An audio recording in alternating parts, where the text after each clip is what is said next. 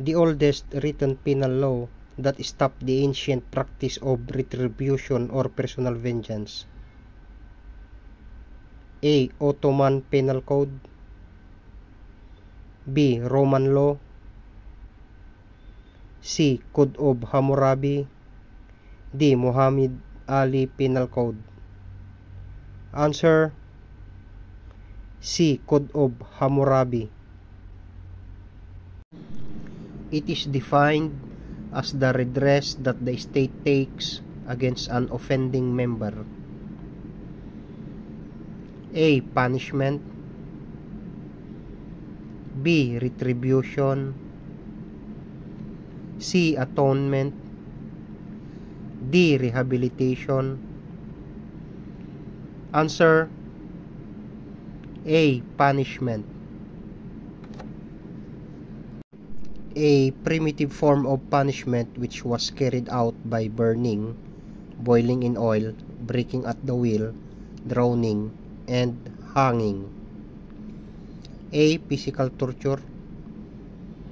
B. Death penalty. C. Mutilation. D. Banishment. Answer: B. Death penalty. It is the sending away of an offender which was carried out either by a prohibition against coming or going to a specified territory. A. Physical torture. B. Death penalty. C. Social degradation. D. Banishment.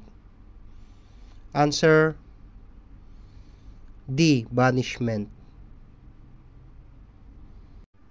The purpose of this is to put the offender to shame or humiliation. This was effected by branding, the use of docking stools, and pillories. A. Physical torture. B. Death penalty. C. Social degradation. D. Banishment. Answer: C. Social degradation. This was the so-called corporal punishment which was carried out by mutilation, maiming, and whipping. A. Physical torture. B. Death penalty. C. Social degradation. D. Banishment. Answer: A. Physical torture. It shall be in charge of safekeeping and instituting reformation programs to national inmates sentenced to more than 3 years. A. BJMP. B. Bureau of Corrections. C. Provincial jails. D. Municipal or city jails. Answer: B. Bureau of Corrections. At present, the Bureau of Corrections have how many existing prison and penal farms? A. 7. B. 8. C. 9. D. 10. Answer: A. 7.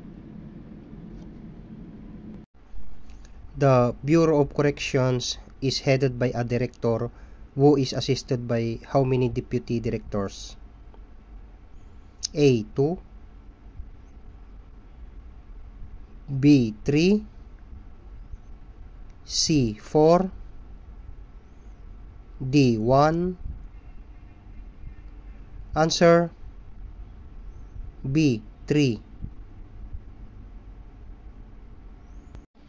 The Bureau of Corrections director and the deputy directors shall serve a tour of duty not to exceed how many years from date of appointment? A. 3 years. B. 4 years. C. 5 years. D. 6 years. Answer: D. 6 years.